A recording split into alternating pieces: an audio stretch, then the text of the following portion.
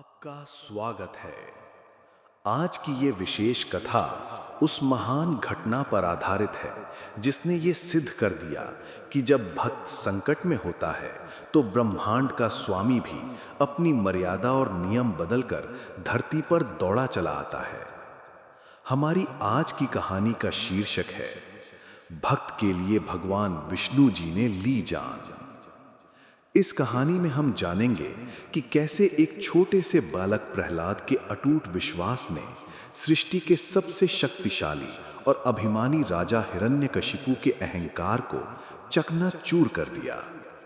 लोग कहते हैं कि मौत को टालना असंभव है, लेकिन इस कथा में आप देखेंगे कि कैसे भगवान विष्णु ने नरसिंह अवतार लेकर उस असुर का अंत किया जिसे वरदान था कि उसे कोई मार ही नहीं सकता।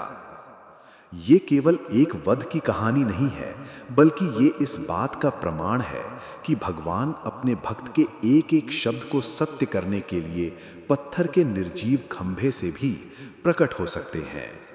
तो चलिए शुरू करते हैं भक्ति और शक्ति के इस अद्भुत संगम की पूरी कहानी।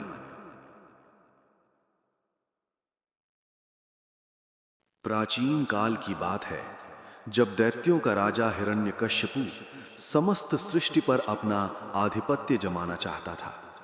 हिरण्यकश्यपु का मन प्रतिशोध की अग्नि में जल रहा था, क्योंकि उसके भाई हिरण्याक्ष का वध भगवान विष्णु ने वराह अवतार लेकर किया था। अपने भाई की मृत्यु का बदला लेने और अजेय बनने के लिए हिरण्यकश्यपु ने गंधमादन पर्वत पर जाकर कठोर तपस्या प्रारंभ की। हिरण्यकशिपु ने हजारों वर्षों तक केवल वायु पीकर और एक पैर पर खड़े होकर तप किया। उसकी तपस्या का तेज इतना प्रचंड था कि तीनों लोकों में हाहाकार मच गया और स्वर्ग के देवता भी भयभीत हो गए। हिरण्यकशिपु की इस घोर तपस्या से प्रसन्न होकर सृष्टि के रचयिता ब्रह्मा जी उसके सामने प्रकट हुए। ब्रह्मा जी ने हिरण्यकशिपु से वरदान मांगने को कहा। हिरण्यकशिपु ने चतुराई दिखाते हुए अमरता का वरदान मांगा, किंतु ब्रह्मा जी ने कहा कि जन्म लेने वाले की मृत्यु निश्चित है, इसलिए वह कोई और वरदान मांगे। तब हिरण्यकशिपु ने अत्यंत सोच समझकर अपनी मृत्यु को टालने के लिए एक विशेष सुरक्षा कवच रूपी वरदान मांगा। हिरण्यकशिपु ने ब्रह्मा जी से वरदान मांगा कि उसे संसार का कोई भी जीव, चाहे वो मनुष्य हो, पशु हो, देवता हो या असुर, कोई भी न मार सके। हिरण्यकशिपु ने आगे जोड़ा कि उसकी मृत्यु न दिन में हो न रात में हो। उसने यह भी मांगा कि उसे न घर के भीतर मारा जा सके और न घर के बाहर। हिरण्यकशिपु की मांग यहीं समाप्त नहीं हुई। उसने प्रार्थना की कि उसे न किसी अस्त्र से मारा जा सके और न किसी शस्त्र से, न धरती पर और न ही आकाश ने। ब्रह्मा जी ने तथास्तु कहकर हिरण्यकशिपु को यह दुर्लभ वरदान प्रदान कर दिया। वरदान प्राप्त करते ही हिरण्यकशिपु के भीतर का अहंकार चरम पर पहुंच गया। वह स्वयं को ईश्वर मानने लगा। हिरण्यकशिपु अपनी राजधानी वापस लौटा और उसने घोषणा कर दी कि अब से पूरे ब्रह्मांड में केवल उसी की पूजा होगी। हिरण्यकशिपु ने ऋषि मुनियों के यज्ञ रुकवा दिए, मंदिरों को नष्ट करवा दिया और धर्म का विनाश करना शुरू कर दिया। जो कोई भी हिरण्यकशिपु की आज्ञा का उल्लंघन करता या विष्णु का नाम लेता, हिरण्यकशिपु उसे मृत्युदंड दे देता था। देवताओं को स्वर्ग छोड़कर भागना पड़ा और हिरण्यकशिपु तीनों लोकों का एक छत्र सम्राट बन गया। उसी समय जब हिरण्यकशिपु तपस्या में लीन था, उसकी पत्नी कयाधु को देवराज इंद्र बंदी बनाकर ले जा रहे थे।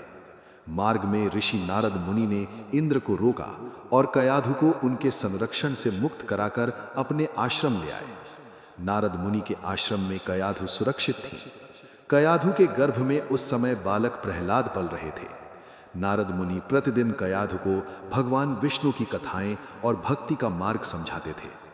माता कयाधु के साथ साथ गर्भ में स्थित बालक प्रहलाद भी उन दिव्य कथाओं को एकाग्रता से सुन रहे थे। नारद मुनि के वचनों ने बालक प्रहलाद के मन में विष्णु भक्ति के बीज बो दिए।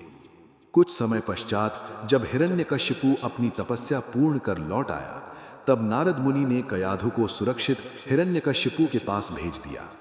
यथा समय कयाधु ने एक अत्यंत तेजस्वी पुत्र को जन्म दिया जिसका नाम प्रहलाद रखा गया। हिरण्यकशिपु अपने पुत्र प्रहलाद को देखकर अत्यंत हर्षित था और उसने उत्सव मनाया। उसे विश्वास था कि उसका पुत्र प्रहलाद भी उसकी तरह ही महाबली और देवताओं का शत्रु बनेगा। जैसे जैसे बालक प्रहलाद बड़े होने लगे, उनके स्वभाव में एक अद्भुत शांति और सात्विकता दिखाई देने लगी। जबकि हिरण्यकशिपु आर्नी शक्ति के मद में चूर होकर देवताओं पर अत्याचार कर रहा था, बालक प्रहलाद एकांत में बैठकर शांत चित्त से नारायण का ध्यान करते थे। हिरण्यकशिपु इस बात से पूरी तरह अनभिज्ञ था कि उसके महल में उसके अपने कुल में ही एक ऐसा भक्त जन्म ले चुका है जो उसके अहंकार की जड़ों को हिला देगा। हिरण्यकशिपु ने प्रहलाद की शिक्षा दीक्षा के लिए असुरों के गुरु शुक्राचार्य के पुत्रों शंड और अमर्क को नियुक्त किया। हिरण्यकशिपु ने सख्त निर्देश दिए कि प्रहलाद को केवल राजनीति, युद्ध कला और असुरों की श्रेष्ठता की शिक्षा दी जाए। गुरु शंड और अमर्क ने प्रहलाद को महल की पाठशाला में पढ़ाना शुरू किया। वे प्रहलाद को समझाते थे कि हिरण्यकशिपु ही जगत का स्वामी है और उसी की स्तुति करनी चाहिए। किंतु प्रहलाद के हृदय में तो नारद मुनि द्वारा दिए गए विष्णु भक्ति के संस्कार गहरे रचे बसे थे। जब भी गुरु शंड और अमर्क उसे दैत्य धर्म पढ़ाते, प्रहलाद मौन रहकर केवल मन ही मन नारायण का स्मरण करते रहते। पाठशाला के अन्य असुर बालकों के बीच भी प्रहलाद हमेशा भगवान की महिमा का गुणगान करते रहते थे। एक दिन राजा हिरण्यकशिपु ने अपने पुत्र प्रहलाद को प्रेम पूर्वक अपनी गोद में बिठाया। हिरण्यकशिपु ने बड़े लाड से पूछा, वत्स प्रहलाद, तुमने अब तक अपनी पाठशाला में जो भी सबसे श्रेष्ठ शिक्षा प्राप्त की है वह मुझे सुनाओ। बालक प्रहलाद ने बिना किसी भय के अपनी आंखें मूंद लीं और कहा, पिताश्री, मैंने यह सीखा है कि इस नश्वर संसार को त्याग कर उस अविनाशी परमेश्वर श्री हरि विष्णु की शरण में जाना ही जीवन का परम लक्ष्य है। यह सुनते ही हिरण्यकशिपु का चेहरा क्रोध से तमतमा उठा। उसने प्रहलाद को अपनी गोद से झटक दिया। हिरण्यकशिपु चिल्लाकर बोला, किसने तुम्हें यह शिक्षा दी? कौन है जो मेरे ही महल में मेरे शत्रु का नाम ले रहा है? हिरण्यकशिपु ने गुरु शंड और अमर्क को सभा में बुलाकर बुरी तरह फटकारा। गुरु शंड और अमर्क हाथ जोड़कर खड़े हो गए और बोले, महाराज, हमने ऐसी कोई शिक्षा नहीं दी। बालक प्रहलाद की यह मति जन्मजात है। हिरण्यकशिपु ने आदेश दिया कि प्रहलाद को वापस ले जाया जाए और उसे साम दाम दंड भेद से केवल असुर धर्म की शिक्षा दी जाए। लेकिन प्रहलाद के अडिग विश्वास ने इस बात का संकेत दे दिया था कि अब असुर राज हिरण्यकशिपु के विनाश का आरंभ उसके अपने घर से ही होगा। राजा हिरण्यकशिपु का क्रोध अब नियंत्रण से बाहर हो चुका था। उसने अपने मंत्रियों और सैनिकों को आदेश दिया कि बालक प्रहलाद को तुरंत गुरु शंड और अमर के पास वापस ले जाया जाए। हिरण्यकशिपु ने गुरुओं को सख्त चेतावनी दी कि यदि इस बार प्रहलाद की बुद्धि नहीं बदली तो वो उन दोनों को भी मृत्युदंड दे देगा। गुरु शंड और अमर्क भय से कांपते हुए बालक प्रहलाद को फिर से अपनी पाठशाला में ले आए। उन्होंने प्रहलाद को डराने के लिए तरह तरह के प्रपंच रचे, उन्हें कठोर दंड देने की धमकी दी और असुरों की श्रेष्ठता के झूठे किस्से सुनाए। लेकिन प्रहलाद का मन तो केवल भगवान विष्णु के चरणों में रमा हुआ था। जब भी गुरु शंड और अमर्क कक्षा से बाहर जाते, बालक प्रहलाद पाठशाला के सभी असुर बालकों को अपने पास बुला लेते और उन्हें नारायण की भक्ति का उपदेश देने लगते। प्रहलाद की बातों का ऐसा प्रभाव पड़ा कि वे सभी असुर बालक भी असुर धर्म त्याग कर हरि बोल के नारे लगाने लगे। जब यह समाचार राजा हिरण्यकशिपु तक पहुंचा तो उसने आओ देखा न ताओ और प्रहलाद को तत्काल राजसभा में पेश करने का हुक्म दिया। हिरण्यकशिपु के सामने खड़े होकर भी बालक प्रहलाद के चेहरे पर कोई भय नहीं था। हिरण्यकशिपु ने गरजते हुए कहा, रे कुलद्रोही, तूने मेरे ही महल में मेरे शत्रुओं की सेना तैयार कर ली है। अब तेरा अंत निश्चित है। हिरण्यकशिपु ने अपने सबसे क्रूर सैनिकों को आदेश दिया कि प्रहलाद को तीक्ष्ण शूलों और भालों से गोद दिया जाए।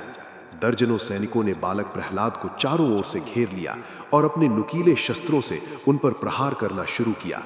लेकिन जैसे ही वे शस्त्र प्रहलाद के शरीर को स्पर्श करते, वे कोमल फूलों की पंखुड़ियों की तरह टूटकर गिर जाते। ये देखकर हिरण्यकशिपु का सिंहासन क्रोध से हिलने लगा। उसने आदेश दिया कि प्रहलाद को भूखे और अत्यंत विषैले सांपों के कोठर में फेंक दिया जाए। सैनिकों ने प्रहलाद को उठाकर एक गहरे गड्ढे में डाल दिया, जहां सैकड़ों काले नाग फुनकार भर रहे थे। लेकिन जैसे ही प्रहलाद नीचे पहुंचे, उन सांपों का विष अमृत बन गया और उन्होंने प्रहलाद को डसने के बजाय उनके लिए फूलों की शैया बना दी। हिरण्यकश्यपु अब पागलपन की हद तक पहुंच चुका था। उसने महावत को बुलाकर आदेश दिया कि दिग्गज हाथी को प्रहलाद के ऊपर चढ़ा दिया जाए ताकि वो कुचलकर मर जाए। विशालकाय हाथी प्रहलाद की ओर तेजी से बढ़ा, लेकिन जैसे ही उसने प्रहलाद को देखा, वो हाथी घुटनों के बल बैठ गया और अपनी सूंड से प्रहलाद के चरण स्पर्श करने लगा। हिरण्यकश्यपु ने हार नहीं मानी। उसने प्रहलाद को एक बहुत ऊंचे पहाड़ की चोटी पर ले जाने का आदेश दिया। वहां से सैनिकों ने बालक प्रहलाद को नीचे गहरी खाइयों और पत्थरों पर फेंक दिया। गिरते समय भी प्रहलाद केवल नारायण नारायण पुकार रहे थे। स्वयं भगवान विष्णु ने अदृश्य होकर प्रहलाद को अपनी भुजाओं में थाम लिया और उन्हें बिना किसी खरोच के धरती पर खड़ा कर दिया। इसके बाद हिरण्यकश्यपु ने प्रहलाद को समुद्र की गहराइयों में भारी पत्थरों से बांधकर डुबोने की कोशिश की, लेकिन समुद्र की लहरों ने प्रहलाद के बंधन काट दिए और उन्हें किनारे पर ले आईं। राजा हिरण्यकश्यपु अब महावत को बुलाकर आदेश दिया कि दिग्गज हाथी को प्रहलाद के ऊपर चढ़ा दिया जाए ताकि वो कुचलकर मर जाए। विशालकाय हाथी प्रहलाद की ओर तेजी से बढ़ा, लेकिन जैसे ही उसने प्रहलाद को देखा, वो हाथी घुटनों के बल बैठ गया और अपनी सूंड से प्रहलाद के चरण स्पर्श करने लगा। हिरण्यकश्यपु ने हार नहीं मानी। उसने प्रहलाद को एक बहुत ऊंचे पहाड़ की चोटी पर ले जाने का आदेश दिया। वहां से सैनिकों ने बालक प्रहलाद को नीचे गहरी खाइयों और पत्थरों पर फेंक दिया। गिरते समय भी प्रहलाद केवल नारायण नारायण पुकार रहे थे। स्वयं भगवान विष्णु ने अदृश्य होकर प्रहलाद को अपनी भुजाओं में थाम लिया और उन्हें बिना किसी खरोच के धरती पर खड़ा कर दिया। इसके बाद हिरण्यकश्यपु ने प्रहलाद को समुद्र की गहराइयों में भारी पत्थरों से बांधकर डुबोने की कोशिश की, लेकिन समुद्र की लहरों ने प्रहलाद के बंधन काट दिए और उन्हें किनारे पर ले आईं। राजा हिरण्यकश्यपु ने अब अपनी जादुई शक्तियों का प्रयोग शुरू किया। उसने संवर नाम के असुर को बुलाकर प्रहलाद पर मायावी अग्नि और पत्थरों की वर्षा करवाई, लेकिन प्रहलाद के चारों ओर विष्णु भक्ति का एक ऐसा कवच था जिसे कोई माया नहीं भेद सकी। अंत में हिरण्यकश्यपु ने अपनी बहन होलिका को बुलाया। होलिका को ब्रह्मा जी से एक वरदान प्राप्त था कि उसे अग्नि कभी जला नहीं सकती, बशर्ते वो एक विशेष दिव्य ओढ़नी ओढ़कर आग में बैठे। हिरण्यकश्यपु ने नगर के बीचों बीच एक विशाल चिता तैयार करवाई और होलिका से कहा कि वो प्रहलाद को अपनी गोद में लेकर आग में बैठ जाए। होलिका ने ऐसा ही किया। जैसे ही आग की लपटें प्रचंड हुई, पूरा नगर त्राही त्राही कर उठा। लेकिन तभी अचानक भगवान की इच्छा से एक तेज आंधी चली और वो दिव्य ओढ़नी होलिका के शरीर से उड़कर बालक प्रहलाद के ऊपर आ गिरी। अधर्म का साथ देने के कारण होलिका उसी क्षण जलकर राख हो गई, जबकि प्रहलाद आग के बीचों बीच मुस्कुराते हुए सुरक्षित खड़े रहे। होलिका की मृत्यु ने हिरण्यकश्यपु को भीतर तक हिला दिया, लेकिन उसका अहंकार अभी भी अडिग था। उसने प्रहलाद के भोजन में कालकूट विष मिलवा दिया। जब वो विषैला भोजन प्रहलाद के सामने लाया गया तो उन्होंने शांत भाव से भगवान का नाम लिया और उसे ग्रहण कर लिया। वो भयंकर विष भी प्रहलाद का कुछ नहीं बिगाड़ पाया। हिरण्यकश्यपु अब अपने हाथों से वध करने पर उतारू हो गया। उसने प्रहलाद को घसीटते हुए राजसभा के एक विशाल खंभे के पास खड़ा किया। हिरण्यकश्यपु ने अपनी भारी तलवार निकाली और दहाड़ते हुए पूछा, कहाँ है तेरा वो रक्षक विष्णु? क्या वो इस बेजान खंभे के भीतर भी मौजूद है? बालक प्रहलाद ने बड़े शांत स्वर में कहा, हाँ पिताजी, मेरे प्रभु तो इस खंभे में भी हैं और आप में भी। ये सुनकर हिरण्यकश्यपु ने अट्टहास किया और पूरी शक्ति से उस खंभे पर अपनी गदा से प्रहार किया। खंभा एक भीषण धमाके के साथ फटा और उसमें से एक ऐसी गर्जना गूंजी जिससे समस्त ब्रह्मांड कांप उठा। उस फटे हुए खंभे के भीतर से भगवान नरसिंह प्रकट हुए, जिनका मुख सिंह का था और धड़ मनुष्य का। भगवान नरसिंह की आंखें दहकते अंगारों जैसी थीं और उनका स्वरूप इतना विकराल था कि हिरण्यकश्यपु की सेना भय से भाग खड़ी हुई। भगवान नरसिंह ने हिरण्यकश्यपु को अपनी ओर झपटा। हिरण्यकश्यपु ने अपने शस्त्रों से प्रहार करने की कोशिश की, लेकिन भगवान नरसिंह ने उसे खिलौने की तरह पकड़ लिया। युद्ध करते करते संध्या का समय हो गया। भगवान नरसिंह ने हिरण्यकश्यपु को पकड़कर महल की चौखट पर ले आए। उन्होंने हिरण्यकश्यपु को अपनी जांघों पर लिटाया, जो न धरती थी न आकाश। उस समय न दिन था न रात। भगवान नरसिंह ने अपने तीखे नाखूनों से, जो न अस्त्र थे न शस्त्र, हिरण्यकशिपु का सीना चीर दिया। ब्रह्मा जी के हर वरदान की शर्त को पूरा करते हुए भगवान नरसिंह ने उस अत्याचारी असुर का अंत कर दिया। हिरण्यकशिपु के रक्त से सने भगवान नरसिंह का क्रोध शांत नहीं हो रहा था। तब बालक प्रहलाद ने उनके चरणों में गिरकर स्तुति की। प्रहलाद के स्पर्श से भगवान नरसिंह का क्रोध शांत हुआ और उन्होंने अपने भक्त को गले लगा लिया। इसके बाद देवताओं ने फूलों की वर्षा की और बालक प्रहलाद को असुरों के साम्राज्य का नया और धर्मपरायण राजा घोषित किया गया। राजा बनने के पश्चात प्रहलाद ने सबसे पहले अपने राज्य में धर्म की स्थापना की।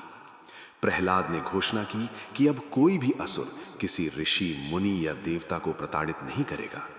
प्रहलाद के शासन में यज्ञ फिर से शुरू हुए और वेदों का पाठ गूंजने लगा। प्रहलाद स्वयं प्रतिदिन भगवान विष्णु की आराधना करते थे और अपनी प्रजा को भी सात्विक जीवन जीने की शिक्षा देते थे। प्रहलाद का विवाह धृति नाम की कन्या से हुआ।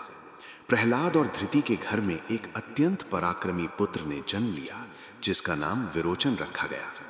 विरोचन अपने पिता प्रहलाद के समान ही बलवान था, किंतु उसके भीतर असुरों के पुराने संस्कार धीरे धीरे जागने लगे थे। एक समय की बात है, विरोचन और देवराज इंद्र के पुत्र जयंत के बीच एक श्रेष्ठता को लेकर विवाद हो गया। विरोचन का मानना था कि असुर देवताओं से श्रेष्ठ हैं, जबकि जयंत देवताओं की महिमा का बखान कर रहे थे। ये विवाद इतना बढ़ा कि विरोचन और जयंत अपने अपने पिता के पास पहुंचे। प्रहलाद ने विरोचन को समझाया कि श्रेष्ठता कुल से नहीं, बल्कि कर्म और भक्ति से आती है। प्रहलाद की न्यायप्रियता ऐसी थी कि उन्होंने अपने पुत्र विरोचन का पक्ष लेने के बजाय धर्म का मार्ग चुना। प्रहलाद के मार्गदर्शन में विरोचन ने बाद में अपनी भूल सुधारी। समय बीतता गया और विरोचन का पुत्र हुआ, जिसका नाम बलि रखा गया। बलि बचपन से ही अपने दादा प्रहलाद की गोद में खेल कर बड़ा हुआ। प्रहलाद ने बलि को राजनीति के साथ साथ विष्णु भक्ति के संस्कार भी दिए। प्रहलाद ने देखा कि उनका पौत्र बलि अत्यंत महत्वाकांक्षी है। बलि ने अपनी शक्ति और तपस्या के बल पर तीनों लोकों को जीत लिया। यद्यपि बलि एक दानवीर और प्रजापालक राजा था, किंतु उसने स्वर्ग से देवताओं को बाहर निकाल दिया था। प्रहलाद ने बलि को कई बार समझाया कि अहंकार पतन का कारण बनता है, चाहे वो अहंकार दान का ही क्यों ना हो। जब भगवान विष्णु ने वामन अवतार लेकर राजा बलि की दानशीलता की परीक्षा लेने के लिए उनके द्वार पर दस्तक दी, तब प्रहलाद वहां अदृश्य रूप में उपस्थित थे। प्रहलाद जानते थे कि ये ब्राह्मण कोई साधारण बालक नहीं, बल्कि स्वयं उनके आराध्य श्री हरि हैं। जब राजा बलि ने अपना सर्वस्व वामन देव को दान कर दिया और अंत में अपना सिर उनके चरण के नीचे रख दिया, तब प्रहलाद प्रकट हुए। प्रहलाद ने भगवान वामन के सामने नतमस्तक होकर अपने पौत्र बलि के जीवन की भिक्षा मांगी। प्रहलाद ने वामन देव से प्रार्थना की कि बलि ने अनजाने में अहंकार किया था, किंतु उसका समर्पण सच्चा है। भगवान वामन ने प्रहलाद की भक्ति से प्रसन्न होकर बलि को सुतल लोक का राजा बना दिया और स्वयं बलि के द्वारपाल बनना स्वीकार किया। प्रहलाद भी अपने पौत्र बलि के साथ सुतल लोक चले गए, ताकि वे वहां रहकर भी नारायण की भक्ति का प्रचार कर सके। सुतल लोक में रहते हुए भी प्रहलाद का मन सदैव मृत्यु लोक और स्वर्ग लोक के कल्याण में लगा रहता था। प्रहलाद ने वहां भी असुरों को यह सिखाया कि भगवान के प्रति शत्रुता रखने से केवल विनाश होता है, जबकि प्रेम और समर्पण से स्वयं भगवान को भी वश में किया जा सकता है। एक बार ऋषि च्यवन सुतल लोक में प्रहलाद से मिलने पहुंचे। प्रहलाद ने ऋषि च्यवन का भव्य स्वागत किया और उनसे तीर्थों की महिमा के बारे में पूछा। ऋषि च्यवन ने प्रहलाद को नैमिषारण्य तीर्थ के बारे में बताया। प्रहलाद के मन में उस दिव्य स्थान के दर्शन की इच्छा जागी। प्रहलाद अपनी असुर सेना के साथ नैमिषारण्य पहुंचे। वहां प्रहलाद ने देखा कि दो तेजस्वी तपस्वी नर और नारायण घोर तपस्या कर रहे थे। प्रहलाद ने उन्हें साधारण तपस्वी समझकर युद्ध के लिए चुनौती दे दी। प्रहलाद और नर नारायण के बीच हजारों वर्षों तक भीषण युद्ध चला। प्रहलाद ने अपने सभी दिव्य अस्त्रों का प्रयोग किया, किंतु वे नर नारायण को पराजित नहीं कर सके। अंत में प्रहलाद ने ध्यान लगाया और उन्हें बोध हुआ कि जिन तपस्वियों से वे युद्ध कर रहे हैं, वे स्वयं भगवान विष्णु के ही अंश हैं। प्रहलाद ने तुरंत शस्त्र त्याग दिए और नर नारायण के चरणों में गिरकर क्षमा मांगी। भगवान नारायण ने मुस्कुराते हुए प्रहलाद को उठाया और कहा कि ये युद्ध केवल प्रहलाद के क्षत्रिय धर्म की परीक्षा और संसार को ये दिखाने के लिए था कि अहंकार सूक्ष्म रूप में भी साधक के भीतर आ सकता है। प्रहलाद ने इस घटना से ये सीखा कि भक्ति में कभी भी अपनी शक्ति का गर्व नहीं करना चाहिए। प्रहलाद वापस सुतल लोक लौट आए और अपनी तपस्या में और भी लीन हो गए। प्रहलाद का जीवन अब पूरी तरह से वैराग्य की ओर बढ़ रहा था। उन्होंने राजा बलि को सुतल लोक का पूरा कार्यभार सौंप दिया और स्वयं एकांतवास में चले गए। प्रहलाद ने अपनी इंद्रियों को पूरी तरह जीत लिया था। वे घंटों तक समाधि में बैठे रहते थे और उनके शरीर के रोम रोम से नारायण की ध्वनि निकलती थी। प्रहलाद की इस अवस्था को देखकर स्वयं देवराज इंद्र भी लज्जित होते थे, क्योंकि जो शांति प्रहलाद को प्राप्त थी वो स्वर्ग के ऐश्वर्य में भी नहीं थी। प्रहलाद ने सिद्ध कर दिया कि एक असुर कुल में जन्म लेने के बाद भी व्यक्ति अपनी साधना से ध्रुव तारे के समान अचल और पूजनीय बन सकता है। समय के अंत में जब प्रहलाद की लीला पूर्ण होने का समय आया तो स्वयं भगवान विष्णु वैकुंठ से उन्हें लेने आए। प्रहलाद ने अपनी देह का त्याग नहीं किया, बल्कि वे सदैह वैकुंठ लोक को प्रस्थान कर गए। प्रहलाद को भगवान ने अपना नित्य पार्षद बनाया, जो सदैव उनके समीप रहते हैं। आज भी जब जब भक्ति की चर्चा होती है, प्रहलाद का नाम सबसे पहले लिया जाता है। प्रहलाद की कथा हमें ये सिखाती है कि यदि विश्वास अडिग हो और हृदय निर्मल हो तो पत्थर से भी भगवान प्रकट होते हैं और काल भी भक्त का मार्ग नहीं रोक सकता। प्रहलाद की ये गाथा युगों युगों तक भक्तों को प्रेरित करती रहेगी कि ईश्वर केवल प्रेम के भूखे हैं, कुल या जाति के नहीं। प्रहलाद के वैकुंठ प्रस्थान के पश्चात सुतल लोक में राजा बलि अपने दादा प्रहलाद के पद चिन्हों पर चलते हुए शासन कर रहे थे। एक दिन राजा बलि के मन में विचार आया कि यद्यपि उनके दादा प्रहलाद परम भक्त थे, किंतु उनके पूर्वजों और असुर कुल के अन्य महान योद्धाओं की मुक्ति कैसे संभव है। राजा बलि ने अपने गुरु शुक्राचार्य से परामर्श किया। गुरु शुक्राचार्य ने बताया कि असुर कुल के पितरों की शांति के लिए गया तीर्थ में पिंडदान और भगवान विष्णु की विशेष आराधना आवश्यक है। राजा बलि ने यह कार्य पूर्ण श्रद्धा से किया, जिससे हिरण्यकशिपु जैसे असुरों की आत्माओं को भी शांति का मार्ग मिला। इसी समय पाताल लोक के अन्य क्षेत्रों में कुछ असुरों ने प्रहलाद की अहिंसा और भक्ति की नीति का विरोध करना शुरू कर दिया था। विकृति नामक एक असुर ने अन्य दैत्यों को भड़काया कि प्रहलाद ने असुरों को निर्बल बना दिया है। विकृति का मानना था कि असुरों का धर्म केवल युद्ध और विजय है। विकृति ने सुतल लोक पर आक्रमण करने की योजना बनाई। जब राजा बलि को विकृति के इस विद्रोह का पता चला तो उन्होंने अपनी सेना तैयार की। भीषण युद्ध छिड़ गया। विकृति अपनी मायावी शक्तियों से बलि की सेना पर भारी पड़ रहा था। तब राजा बलि ने अपने दादा प्रहलाद का स्मरण किया। प्रहलाद की सूक्ष्म उपस्थिति ने बलि के भीतर अदम्य साहस भर दिया और बलि ने विकृति को पराजित कर पाताल में पुनः धर्म की स्थापना की। स्वर्गलोक में देवराज इंद्र अभी भी असुरों की बढ़ती शक्ति से चिंतित रहते थे। इंद्र को भय था कि राजा बलि के बाद उनका पुत्र बाणासुर कहीं स्वर्ग पर अधिकार न कर ले।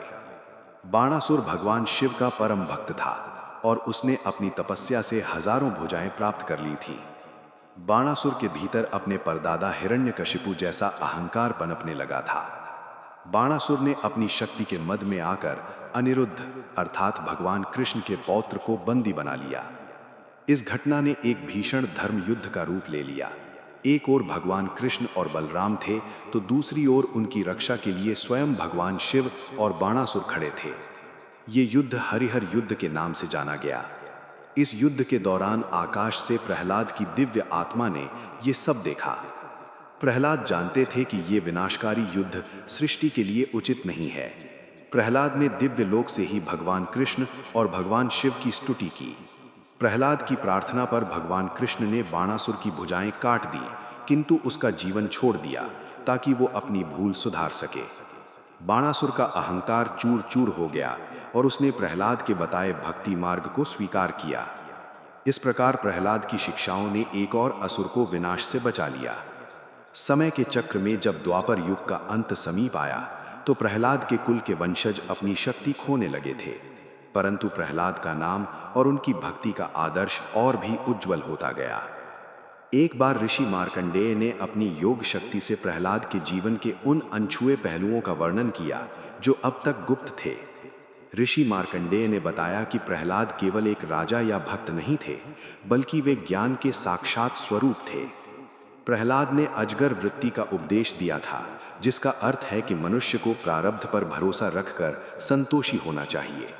प्रहलाद ने सिखाया कि जिस प्रकार एक अजगर स्वयं चलकर शिकार के पास नहीं जाता, बल्कि जो ईश्वर भेज देते हैं उसी में संतुष्ट रहता है, वैसे ही मनुष्य को भी फल की चिंता छोड़कर केवल नारायण की सेवा करनी चाहिए। प्रहलाद के इन उपदेशों को सनकादि ऋषियों ने भी सराहा। कलयुग के आगमन की पदचाप सुनकर राजा बलि ने सुतल लोक के द्वार बंद कर लिए, किंतु प्रहलाद का प्रभाव पृथ्वी लोक के कण कण में व्याप्त हो गया। जहां जहां नृसिंह अवतार की पूजा होती, वहां प्रहलाद की उपस्थिति अनिवार्य मानी जाने लगी। दक्षिण भारत के अहोबिलम पर्वत से लेकर उत्तर भारत के मुल्तान तक प्रहलाद की भक्ति के मंदिर बनने लगे। लोग कथा सुनाते थे कि कैसे बालक प्रहलाद ने खंभे से भगवान को प्रकट कर दिया था। इस कथा ने समाज के उन वर्गों को बहुत बल दिया जिन्हें समाज में नीचा समझा जाता था, क्योंकि प्रहलाद स्वयं एक असुर कुल में जन्मे थे। प्रहलाद की भक्ति ने सिद्ध किया कि भगवान को पाने के लिए केवल पवित्र हृदय की आवश्यकता है। एक पौराणिक प्रसंग के अनुसार जब भगवान हनुमान गंधमादन पर्वत पर निवास कर रहे थे, तब उनकी भेंट प्रहलाद की दिव्य ज्योति से हुई। हनुमान जी ने प्रहलाद को भक्त शिरोमणि कहकर संबोधित किया। हनुमान और प्रहलाद के बीच भक्ति के गूढ़ रहस्यों पर संवाद हुआ। हनुमान ने कहा कि जिस प्रकार वे स्वयं श्री राम के दास हैं, उसी प्रकार प्रहलाद नारायण के अनन्य सखा हैं। इन दोनों महान भक्तों के मिलन से ब्रह्मांड में एक अत्यंत सकारात्मक ऊर्जा का संचार हुआ। प्रहलाद ने हनुमान जी से कहा कि आने वाले समय में जब अधर्म बढ़ेगा, तब केवल नाम संकीर्तन ही मोक्ष का आधार होगा। प्रहलाद के जीवन की ये निरंतरता दिखाती है कि एक शुद्ध आत्मा कभी शांत नहीं बैठती, वो मृत्यु के बाद भी जगत का कल्याण करती रहती है। प्रहलाद ने सिद्ध किया कि पिता हिरण्यकशिपु के पाप उनके पुण्य को नहीं ढक सकते थे। प्रहलाद का व्यक्तित्व उस कमल के समान था जो कीचड़ में खिलने के बाद भी अपनी सुगंध से देवताओं को आकर्षित करता है। आज भी जब कोई संकट में होता है और सच्चे मन से नारायण को पुकारता है, तो उसे प्रहलाद के उस विश्वास की याद आती है जिसने आग को ठंडा और विष को अमृत बना दिया था। प्रहलाद की गौरव गाथा केवल एक बालक की कहानी नहीं, बल्कि हर उस साधक की यात्रा है जो संसार के प्रतिकूल होते हुए भी ईश्वर के अनुकूल रहने का साहस करता है। सुतल लोक की गहराइयों में जब राजा बलि अपने दादा प्रहलाद के साथ धर्म चर्चा कर रहे थे, तब वहां एक अद्भुत प्रकाश पुंज प्रकट हुआ। ये प्रकाश साक्षात नारद मुनि का था। नारद मुनि ने प्रहलाद को देखते ही वीणा बजाकर नारायण नारायण का गान शुरू कर दिया। प्रहलाद ने झुककर अपने गुरु नारद मुनि के चरण स्पर्श किए। नारद मुनि ने प्रहलाद से कहा कि अब वो समय आ गया है जब संसार को प्रहलाद गीता के माध्यम से परम सत्य का बोध कराया जाए। प्रहलाद ने विनम्रता पूर्वक गुरु की आज्ञा शिरोधार्य की और सुतल लोक की सभा में असुरों, गंधर्वों और ऋषियों के सम्मुख उपदेश देना प्रारंभ किया। प्रहलाद ने सबसे पहले उस समय को याद किया जब वे छोटे बालक थे और पाठशाला में षंड और अमर्क की अनुपस्थिति में असुर बालकों को उपदेश देते थे।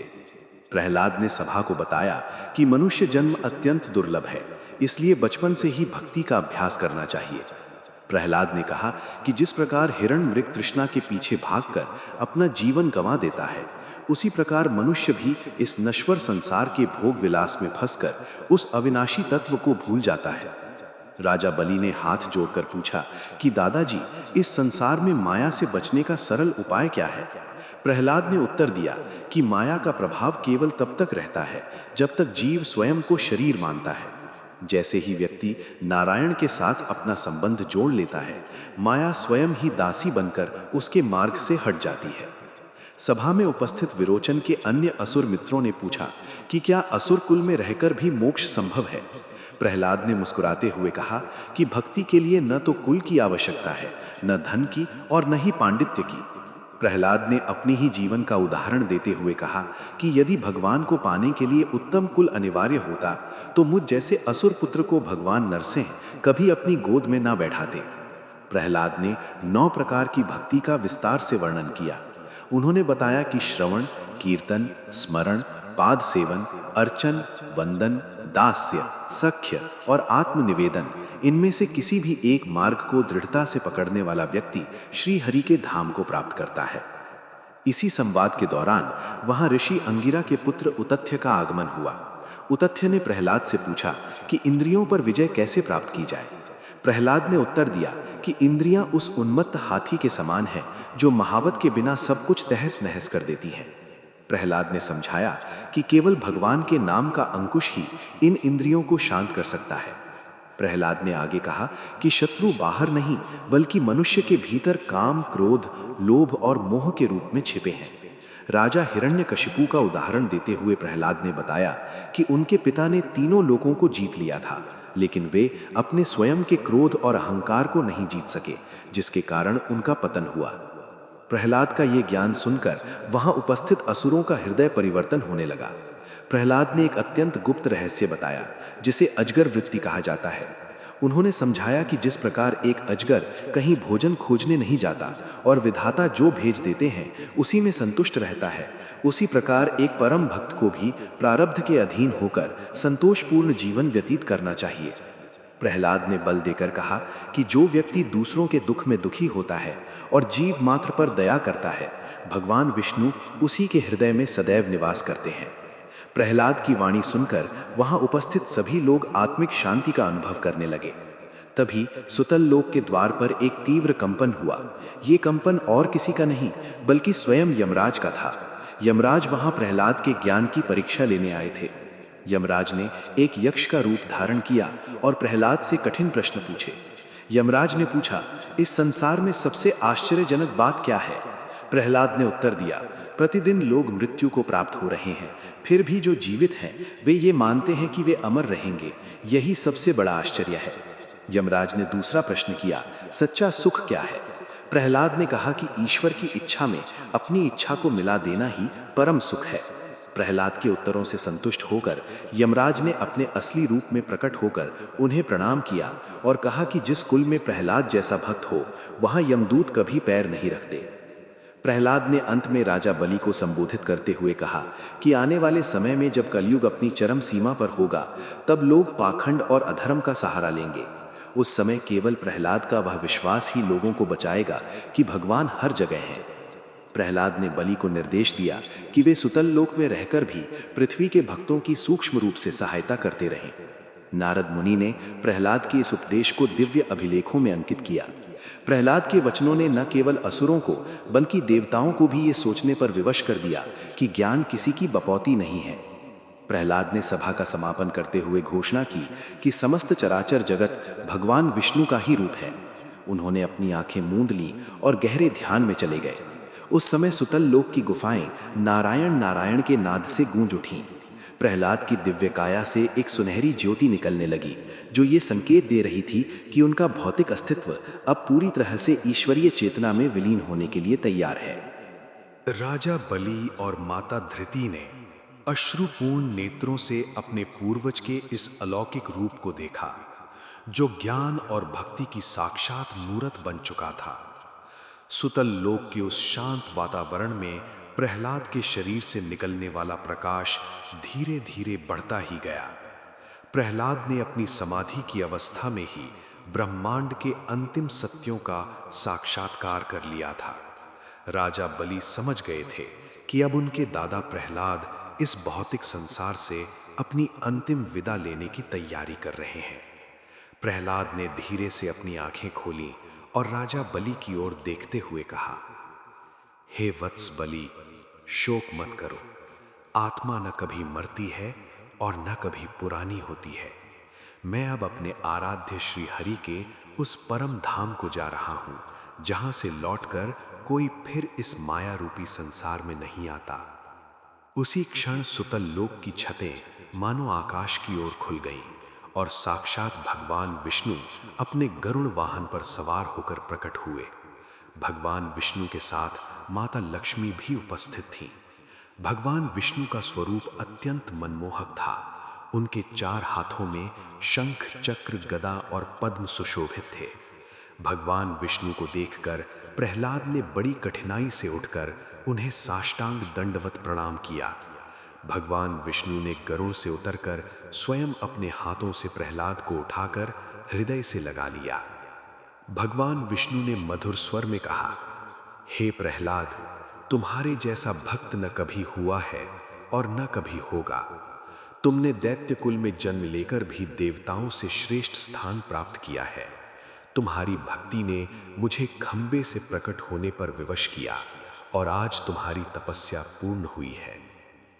वहां उपस्थित असुरों और देवताओं ने देखा कि भगवान विष्णु ने प्रहलाद को अपने दिव्य रथ में बैठने का संकेत दिया। माता धृति ने अंतिम बार अपने पति प्रहलाद के चरण स्पर्श किए और राजा बलि ने हाथ जोड़कर भगवान से प्रार्थना की कि वे सदैव अपने दादा पर अपनी कृपा बनाए रखें। प्रहलाद ने मुस्कुराते हुए राजा बलि के सिर पर हाथ रखा और उन्हें आशीर्वाद दिया कि वे अगले मनवंतर में इंद्र के पद को प्राप्त करेंगे। इसके बाद प्रहलाद भगवान विष्णु और माता लक्ष्मी के साथ वैकुंठ की ओर प्रस्थान करने लगे। मार्ग में सिद्धों, गंधर्वों और विद्याधरों ने प्रहलाद पर दिव्य पारिजात के फूलों की वर्षा की। जब प्रहलाद वैकुंठ के द्वार पर पहुंचे तो वहां के द्वारपाल जय और विजय ने झुककर उनका स्वागत किया। भगवान विष्णु ने प्रहलाद को अपने समीप एक ऐसा आसन दिया जो बड़े बड़े योगियों को भी दुर्लभ है। प्रहलाद पूरी तरह से नारायणमय हो चुके थे। वैकुंठ में रहते हुए भी प्रहलाद का सूक्ष्म रूप सदैव उन भक्तों की रक्षा करता रहा जो संसार में अधर्म से लड़ रहे थे। प्रहलाद ने वैकुंठ से ही देखा कि कैसे कालचक्र घूमता है और कैसे उनके वंश में आगे चलकर महान आत्माओं का जन्म हुआ।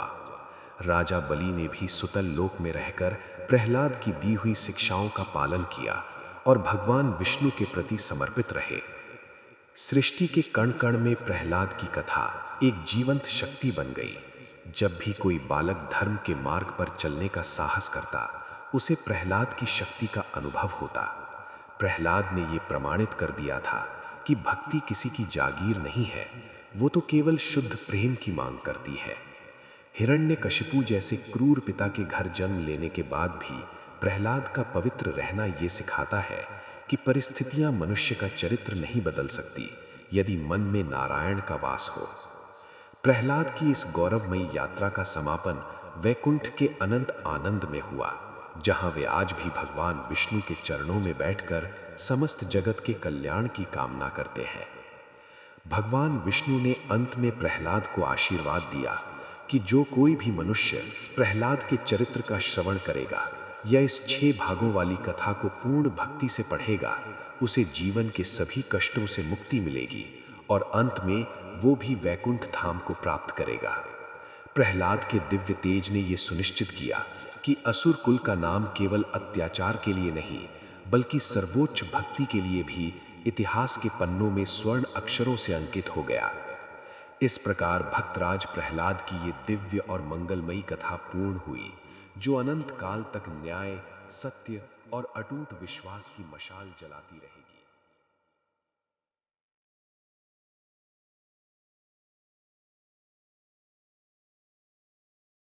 भक्तराज प्रहलाद की ये दिव्य कथा हमें सिखाती है कि जब विश्वास अडिग हो और भक्ति निस्वार्थ, तो स्वयं ईश्वर को भी अपने भक्त की रक्षा के लिए प्रकट होना पड़ता है।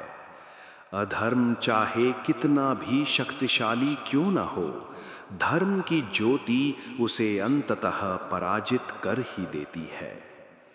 आशा है कि प्रहलाद के अटूट विश्वास की ये 6 भागों की गाथा आपके हृदय को स्पर्श कर पाई होगी। यदि आपको ये कहानी पसंद आई हो तो इसे लाइक करें और अपने मित्रों के साथ साझा करें। ऐसी ही अन्य पौराणिक और प्रेरणादायक कथाओं के लिए हमारे साथ जुड़े रहें। नारायण नारायण।